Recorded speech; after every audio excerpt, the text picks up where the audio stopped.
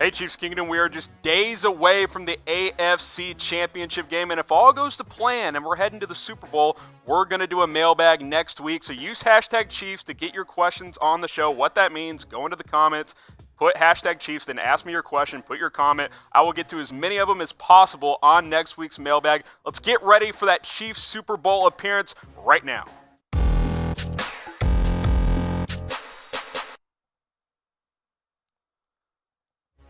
Let's kick off today's show with the latest Chiefs injury news. Of course, Chris Jones continues to be at the center of attention, not practicing again today. This news just dropping minutes before we film here on a Thursday. Didn't practice Wednesday, not going to practice today. Doesn't look like he's going to do much, if anything at all, during the week, which tells me at best it's 50-50 that he's going to play on Sunday. Look, when you're talking about calf injuries, these are things you have to be careful with, because the reports coming out too is that the Chiefs will not risk further injury. Right now it's a strained calf. They do not want him to tear that calf, especially as he enters free agency after this season. Not fair to Jones, not fair to the team in general. So I think it's 50-50 at best that he's going to play on Sunday. I think he will be a game-time decision. Also, you've got this note from James Palmer. This actually was from yesterday, but I think it applies to today as well. On Chris Jones' calf, the Chiefs won't know if he can injure himself further by playing, and they're not putting him in that position. It is not a pain thing. It's whether Jones can play to a certain ability is what they're looking at. Jones will not practice today. That was before Wednesday's practice. Again, he's not practicing again here on Thursday. So, question for you. How worried are you about Jones' chances of playing on Sunday against the Titans? Scale 1 to 10. 1, this is fake news. He's going to play no matter what. 10 would be, he's never going to play football again. I think it's like a 6, right? Like, there's a pretty good chance Chris Jones will not play on Sunday. And if he's 70%, I mean, should he play? Like, yeah, 70% Chris Jones is still a good player, but I would rather save him for the Super Bowl and try and get through this game without him. We know what he's capable of. This is what he's done in 13 games this year. 36 tackles, 9 sacks, 8 tackles for loss, and a forced fumble. He is a game wrecker. Had a big game against the Titans in Week 10. I think he's a major loss if he doesn't play in this game against Tennessee, but they're not going to risk it, and they're not going to put a 70% player out there. We saw the videos of him working out against the Texans. He couldn't push off that calf. If that hasn't improved, he's not going to play in this game on Sunday. This is what the depth chart looks like if Jones plays. Frank Clark, Passanio coming off the edge. Obviously, Jones and Noddy in the middle. Big rotation among that defensive tackle group against the Houston Texans. I think you'll see more of the same if Jones can't give it a go on Sunday. This is what the snap count looked like against the Texans. Keep in mind on Mike Pennell, he is probably the Chiefs' best run stopper on this defensive line. Only played 13 snaps against the Texans because Deshaun Watson and the Texans were having to throw it a lot. I expect him to play a lot against the Titans, whether Jones plays or not. I would look for 25, 30-plus snaps from Pennell in this game because Derrick Henry is going to tote the rock a lot. Hopefully Chris Jones can give it a go, but as we sit here on Thursday, it's not looking great. I think he is truly questionable and truly a game-time decision for the AFC Championship Game. Now, guys, if you think the Chiefs will beat the Titans and advance to the Super Bowl, subscribe to our Chiefs channel. The link is right there below, chatsports.com/Chiefs. Also, if you're watching on our Chiefs channel, just hit that big red button. We're going to have Super Bowl coverage leading up to the game for the next couple of weeks because I'm confident that the Chiefs are going to win. If you're watching on our main Chat Sports YouTube channel, you can watch the rest of this video ad-free on our Chiefs channel, chatsports.com/Chiefs. That link will redirect you to that channel. Go ahead and hit that big red button for Chiefs videos all year long. Okay, Travis Kelce limited again on Wednesday in practice. I think he's going to be limited again today in practice as we film right now. Look, here's the key here. This was the case last week. We all freaked out. Oh, Travis Kelce popped up on the injury report. Yeah, a knee injury is concerning, but they're just not going to overrun him in practice. They're going to save him for Sunday. I am not concerned for Travis Kelce's status for playing like I am concerned about Chris Jones. Kelce's going to play. He's going to be out there. They'll give him blows during the game to take a few snaps off here and there, but he will be a factor. We saw what he did against the Texans on that quote-unquote injured knee. 10 catches, $134, and 3 touchdowns. He will be a big factor in this game, and he needs to be out there because it opens up the rest of the offense. Had a good game against the Titans last time these two teams met as well. 7 catches for 75 yards and a touchdown. Travis Kelce, limited in practice, not overly concerned about the NFL's best tight end. We saw what he did on a banged-up knee last week. I think he'll be good to go. I am not worried about Kelce's status at all. But what do you guys think? Which player do the Chiefs need more for this game against the Titans? Type J for Jones, type K for Kelce. It's a tough one, right? Because you take Travis Kelce out of this offense, Titans can double-team Tyreek Hill and take their chances with the running game and guys like Mecole Hardman and Sammy Watkins. You take Jones off this defense, those lanes for Derrick Henry all of a sudden are a little bit wider. It's a tough call. Let me know what you guys think about that one. Okay, Chiefs fans, we still have lots of Chiefs gear on sale for you guys, especially these hats. I wanted to tell you guys about it. Chatsports.com/Chiefs hats. Hats up to 40% off, including this flat bill, including this other fitted hat. You got to go to the link. These deals aren't going to last forever. Chatsports.com/Chiefs hats for up to 40% off. While you're on the site, there's tons of Chiefs gear on sale. Go ahead and check it out. But go to chatsports.com/Chiefs hat to take advantage of these deals today. Well, Tyreek Hill certainly isn't lacking confidence heading into this game, despite Andy Reid being 1-7 against the Titans in his coaching career. Said this yesterday, quote, "Nobody in the NFL can guard any of us." Here was the full quote. "I feel like nobody in the NFL can guard any of us. That's just the confidence I got in myself and just the wideouts I got around me, including the tight ends and the running backs. I feel like no DB unit, no secondary unit, no linebacker or any defense can guard any of us, so man-to-man is just easy for us to beat." That certainly was the case against the Houston Texans.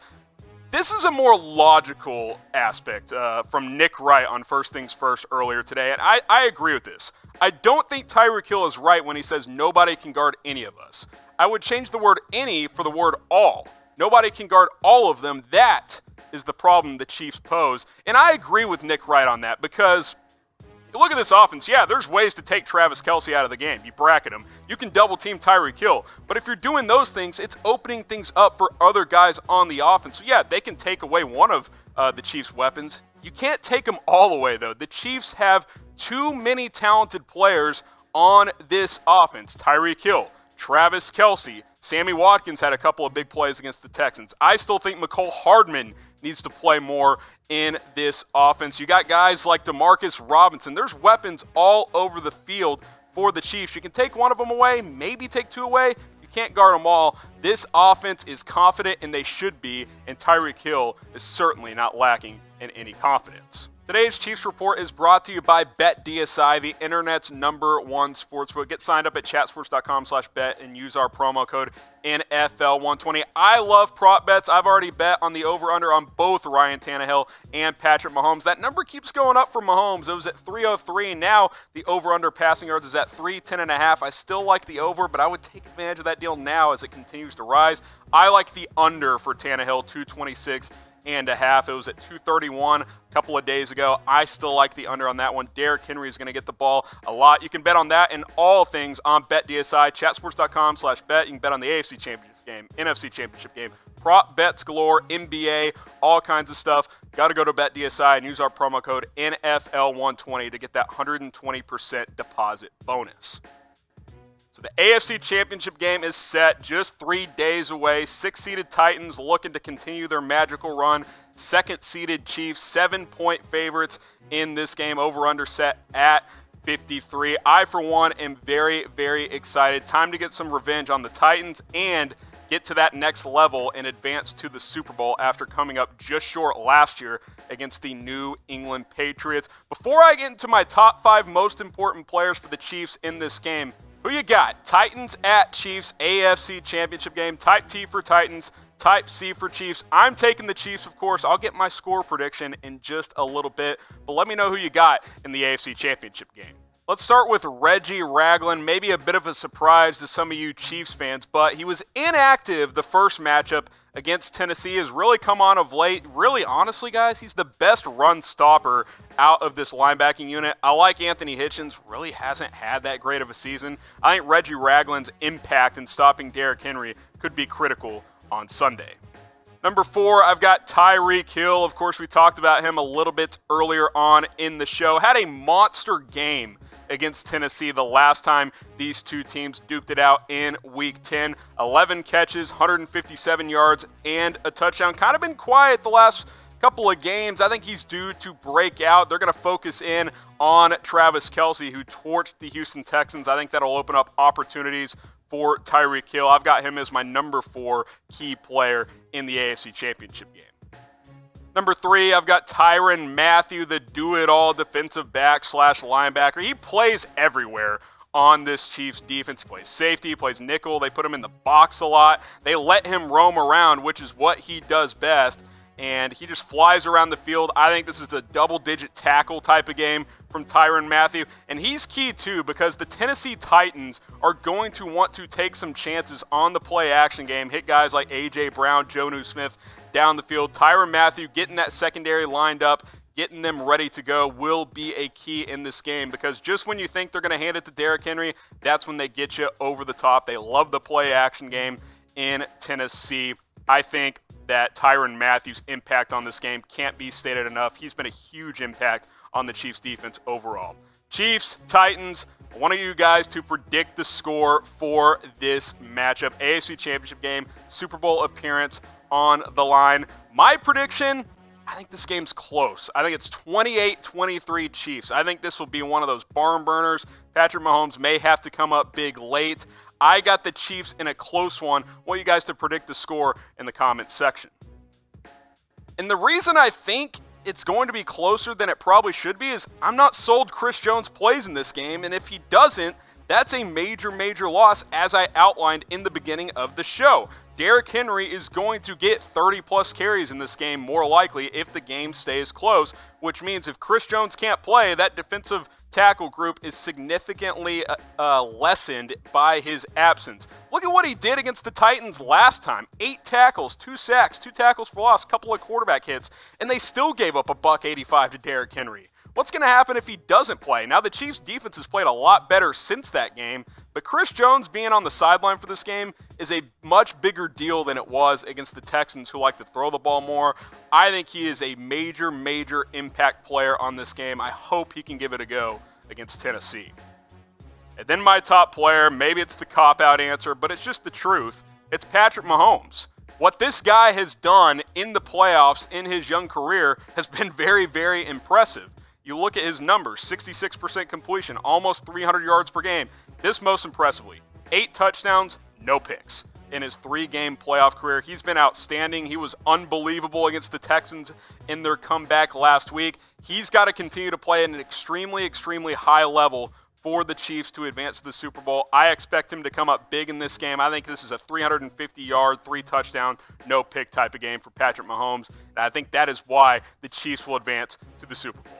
So top 5 players, again, Reggie Ragland, Tyreek Hill, Tyrann Mathieu, Chris Jones, Patrick Mahomes. Those are my 5 most important players for the AFC Championship game. And in the end, I think the Chiefs advance to the Super Bowl. They beat Tennessee 28-23.